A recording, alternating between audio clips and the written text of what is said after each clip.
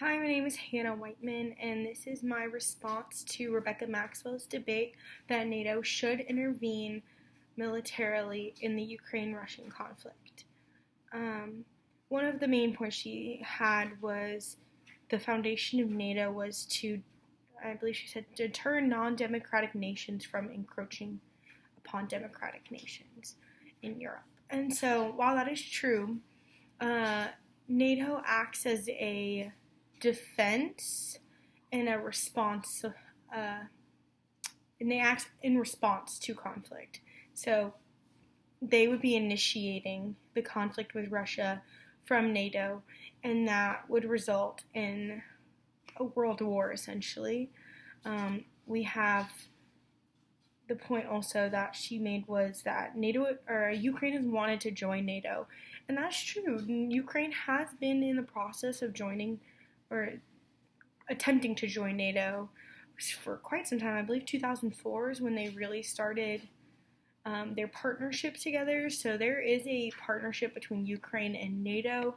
They are not a member country. They would like to be, but they are currently a partner country. And the benefits for them from being a partner company is they are being financially, technologically supported by the alliance, but it allows NATO to not be a part of the actual conflict, because in the press release from there was the NATO meeting on March 23rd, they reiterated that they will not be a part, and that they are not a part of the conflict, because that would encroach on Article 5, and Article 5 states an act against one is an act against one is an act against all. And so if Ukraine becomes a member of NATO, that is now NATO versus Russia, and we're looking at World War III. So NATO is doing everything they can to prevent a world war and to save as many lives as possible. And so just because they want to join NATO doesn't mean that they are intrinsically guaranteed the safety and security that NATO would give. I think that there's a lot of room for support in other areas, and NATO has historically been pretty much training Ukraine to defend themselves. There's been task forces, there's been programs, all these different councils that NATO has really given the resources for why Ukraine is still fighting right now. Even though NATO hasn't and will not militarily send troops, or should not, I should say it, we don't know what's going to happen, but they have sent their, it's the NATO Defense Force or something like that. Can't remember the exact name of it, but it's the force of reserved military from all the different countries of the alliance, and they are being deployed to surrounding